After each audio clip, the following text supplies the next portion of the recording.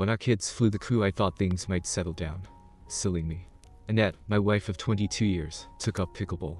As a former high school volleyball and tennis player, she thought she'd zip right up to the elite status. Silly her. Watching her play, I realized why her sports career ended in high school. Early on, things weren't going well, and a person needs something to blame. So, she now has a collection of paddles in timeout as they apparently aren't cooperating. My name is Christoph, and when Annette started playing, I was of little or no use to her when it came to improving her game. My game is golf. I have golf clubs in my garage that are also in timeout for transgressions obviously not of my making.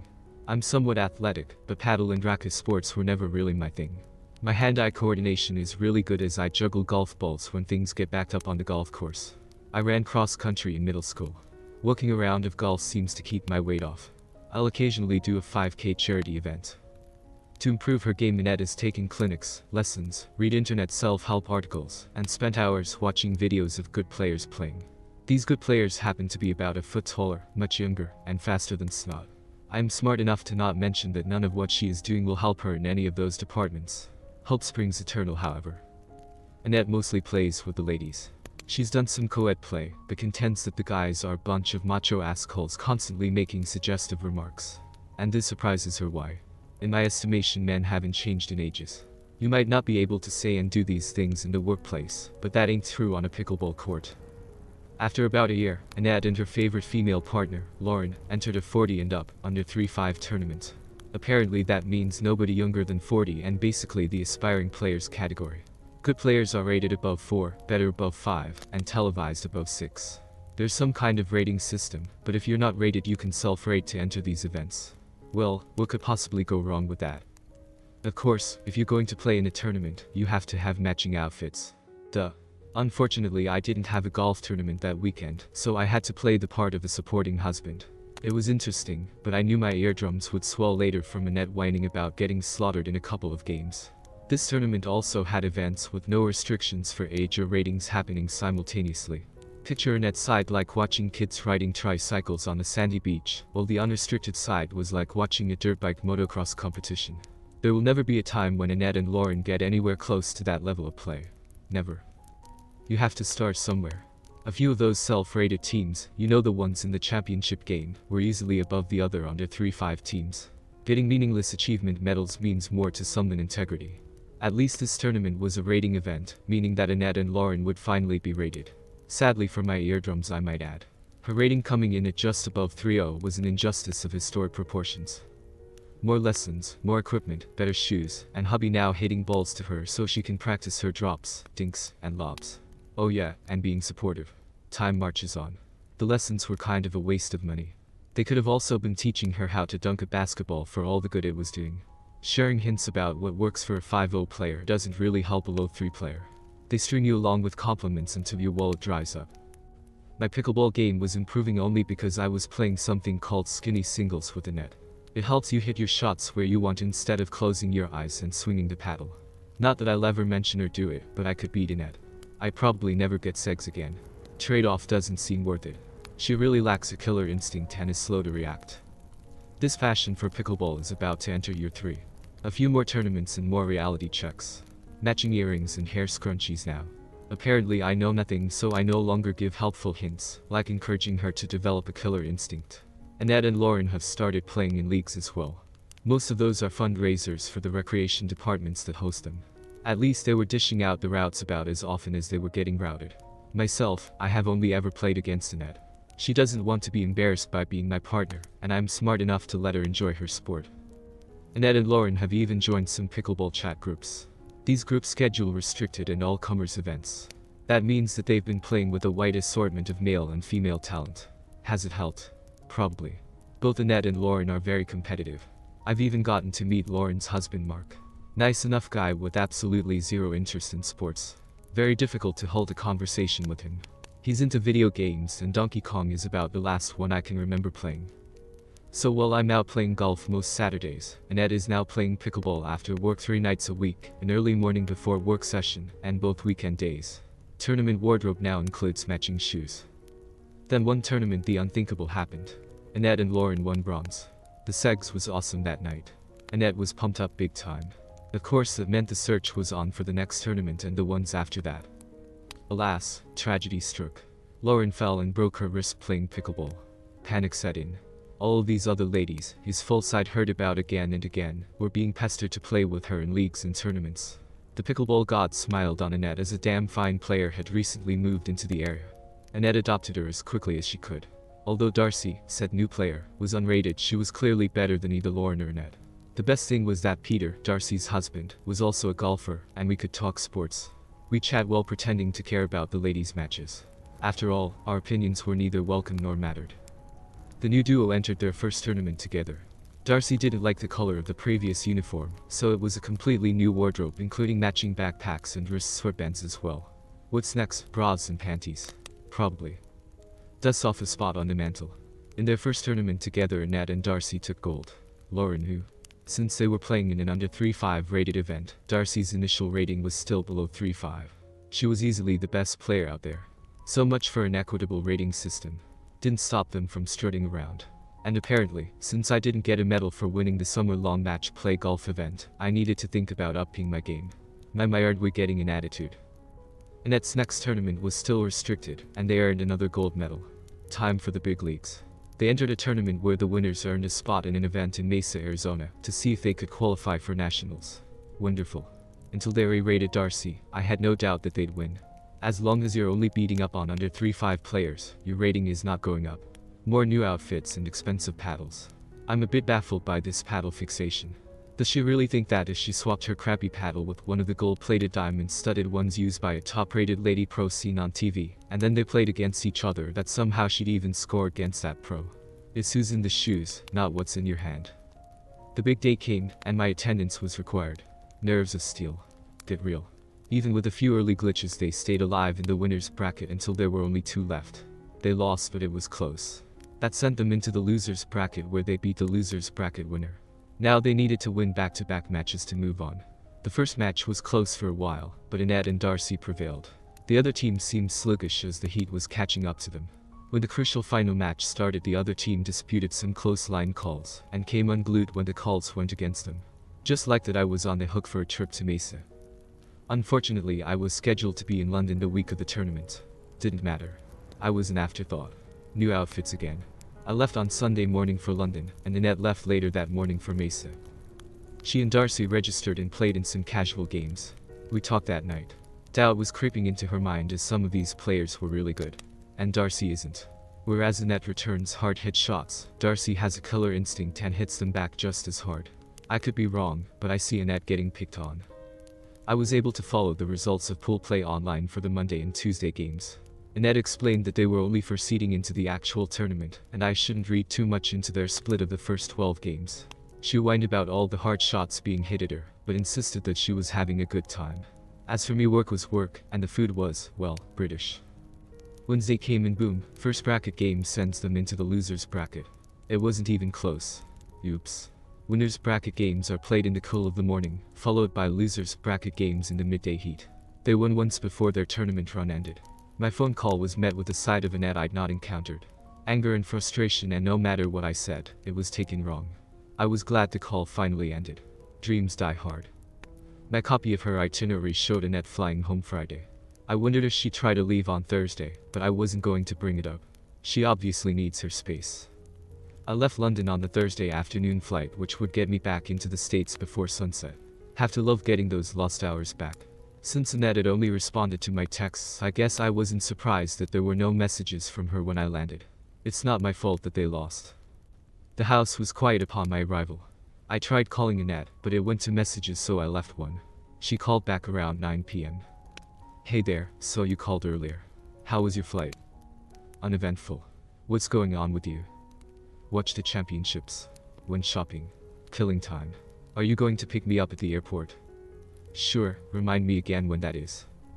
Around 2 tomorrow. I gave you my itinerary, had a little snipe to it. Okay. Well, I've been up forever, so I'm headed to bed. Love you. Good night. Love you too, and beep, she ended the call.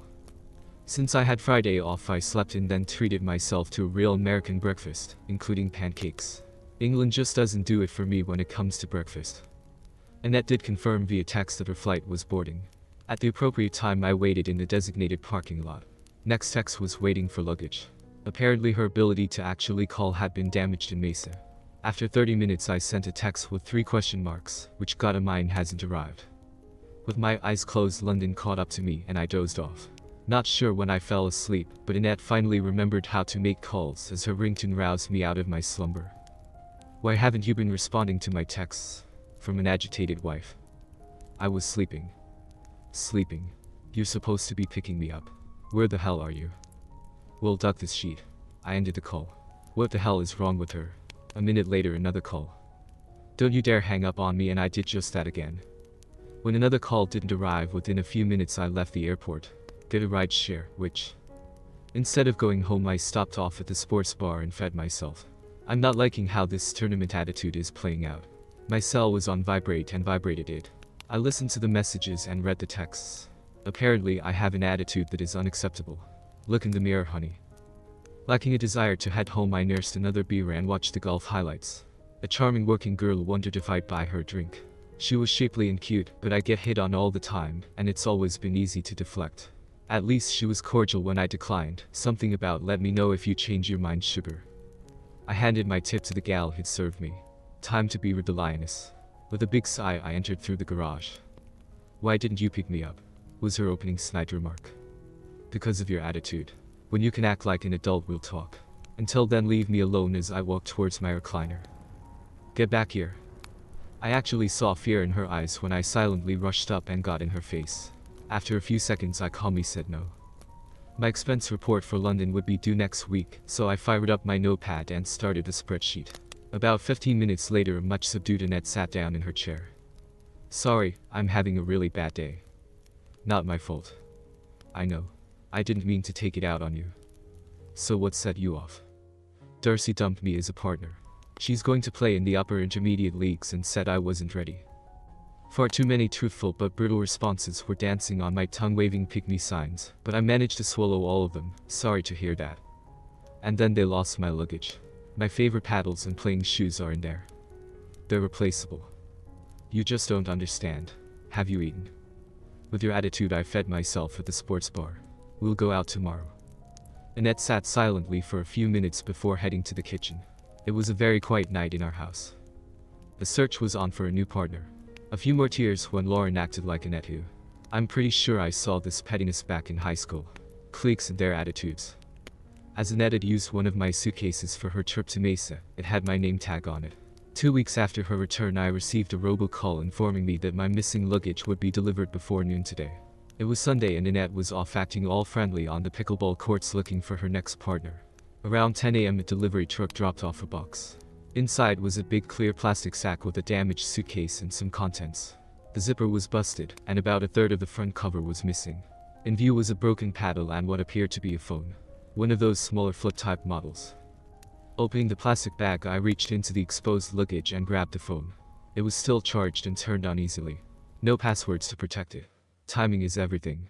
Her TrackFin contract was expiring in a few days. I was able to see her call logs and texts for the last 6 months. Annette had been having an affair, but he'd also dumped her while she was in Mesa, after a farewell duck. I powered off the phone and put it in my briefcase. It scared me that my first reaction was to literally kill her. How blind have I been? With a running errands message to Annette, I took my swirling head and drove over to the city lake park. I could hear pickleball being played, which really didn't help my mood. It was slightly more than a mile around the lake and I walked it 5 times. Every lap exposed a new set of emotions. My kill her instinct was still glowing around the edges. I needed something to drink, so I stopped by a convenience store and picked up some Fireball 1-ounce shots in a 10-pack. It took 5 shots to calm me down to the point that I only wanted to maim Annette. Sitting in the car, I paid off then cancelled our joint credit cards. I still have a card which I use primarily for business. It would have to carry the load for a while. Just thinking about all of the automatic payments we have to deal with was unsettling. Who's going to pay for cable? Water? Insurance? What a mess. Annette's burner phone offered no indication as to who her lover was.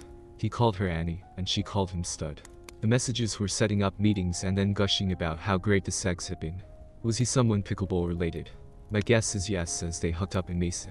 Can't really imagine him flying down for a last duck and then breaking up. Pulling up the tournament website, I identified 2 men's teams from our general vicinity. 4 names to research so I can do what? She has no honor to defend. She sure as hell isn't worth going to jail over. I'd have to be damn sure to avoid doing serious damage to some innocent dude's reputation and family.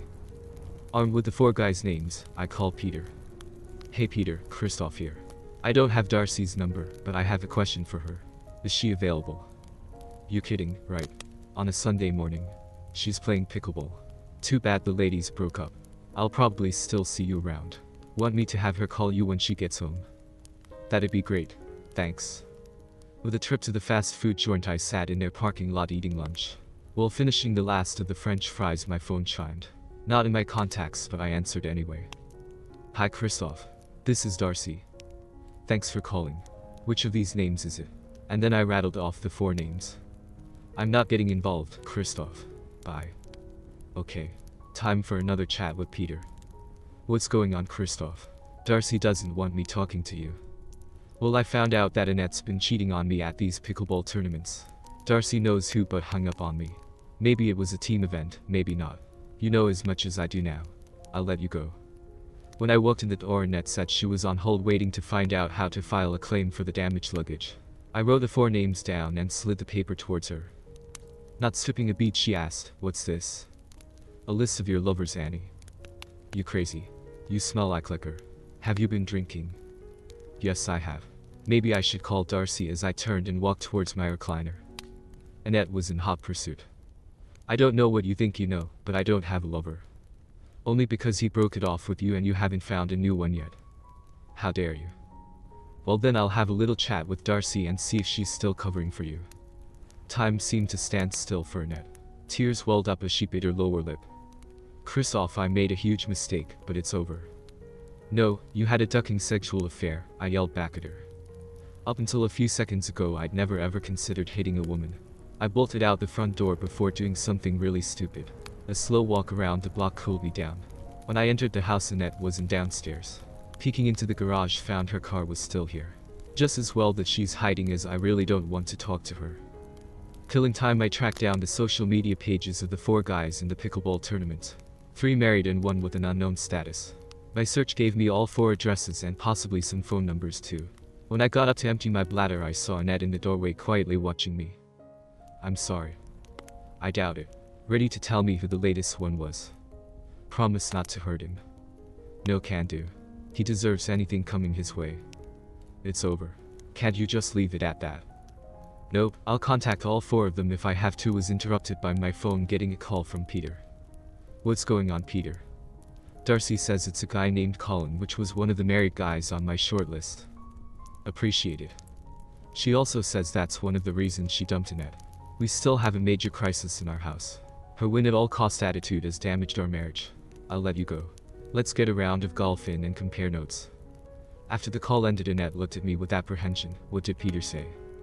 "That Darcy was covering up your affair with Colin." Annie brought a painful moan and tears. "But it's over. I never want to see him again. Right now, I'm not sure I ever want to see you again. I've already cancelled our joint credit cards. We have to work out a bunch of shit. Things like who's going to pay for what around here until the divorce is granted." "Divorce? You can't be serious." I ducked up. "I admit it, but we have almost 25 years together." "Yeah, so. Sure didn't stop you from having an extended affair, did it? I'm going over to have a word with Colin and his wife." "Christoph, nothing good is going to happen if you do that. Please don't. He could hurt you." I flipped Annette off. Grabbing my briefcase, I headed out. Colin wasn't home, but I did share the texts on the burner phone with his wife. I gave her Peter's number so she could confirm that Colin and Annette had been lovers. I wouldn't want to be in his shoes when he gets back from playing pickleball. There was a fire in her eyes that I'd never seen before. Epilogue.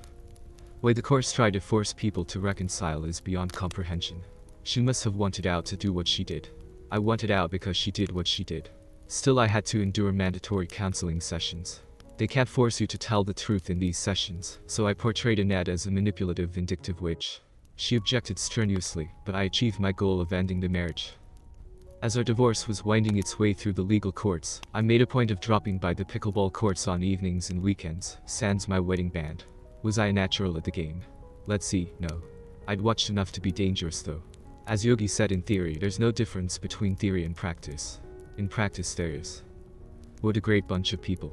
Most were refusing to play with Annette, and those that did started questioning Annette's outcalls with once a cheater always a cheater. She went home crying on more than one occasion. A few mixed doubles pictures were posted on the blog warning that Annette was on the prowl. Word gets around, but Annette was toughing it out. Several of the ladies took a liking to me, right in front of Annette. I was learning fast and enjoyed the fair sex flirting with me. Sitting in on some happy hour beer bashes started to break me out of my shell. When you haven't dated in decades, things don't come easy. Annette went out of her way to avoid playing against me. The few times we met on the court I prevailed. Maybe I smirked a little too much. Sue me. Darcy took it to me the first few times we butted heads, but with the right partner I started returning the favor. That seemed to really piss her off. How can I just pick up the sport and beat her? Well, I'd watched enough games to learn her weaknesses. Trying to play like a 5-0 player when you're not even a 4-0 player gives your opponent ample opportunities. Over time Annette faded away. Too much ridicule to make it fun. Rumor has it that she's driving 20 miles each way to play with a new group of people. Good for her. Colin hasn't been around at all. His wife's social media status is separated. I was only playing in unrated events, but was being recruited to play in men's and mixed tournaments in the under 3-5 divisions. Integrity check. I declined the invitations without giving a reason. Darcy is now rated above 375, and I'm beating her. I don't think I belong in the under 3-5 ranks. Then one night a lady named Marilyn stopped me in the parking lot. We played with and against each other several times. She's a flirt and is about the same playing level as Annette. Christoph, I overheard that you don't want to play in leagues, but I'm hoping I can change your mind. I'm divorced and enjoy having sex with my pickleball partner the night before games. We might not do well on the courts, but I know we'll have fun trying on and off the court. No need for an answer tonight. Think about it. See you tomorrow night. Decisions. The lump in my shorts is screaming screw integrity. She's warm and willing. The following night Marilyn gave me a devious grin. I was wearing a cup to prevent tenting in my shorts. I nodded my head towards the bench and we met there. Marilyn, I don't like self-rating myself into a bracket that I shouldn't be playing in. I know it would be tough playing up a division, but if you want to join me in an under 4 league, I'd be thrilled to be your partner. Her hand found the back of my head, and she quickly pulled my lips down to her level. With a sensuous kiss I knew I had my answer. I'd be thrilled to be your partner too, Christoph. The night before our first league games I took Marilyn out to dinner, and then we returned to her house. We almost won a game in our first outing but lost both matches. For whatever reason I didn't care. And here I thought I was competitive. Not sure how she found out about us, but Annette left a scathing message about me hooking up with Marilyn. Hope it hurts which. Yes, I'm still bitter. Marilyn and I never did win a match that season, but we did win a couple of games. We had nothing else in common so we parted on friendly terms. Several other available ladies are showing an interest in dating. What's that saying? I chase them until they catch me. Things have changed. Can you believe that I skipped a golf tournament to play in a pickleball event? What's happening to me?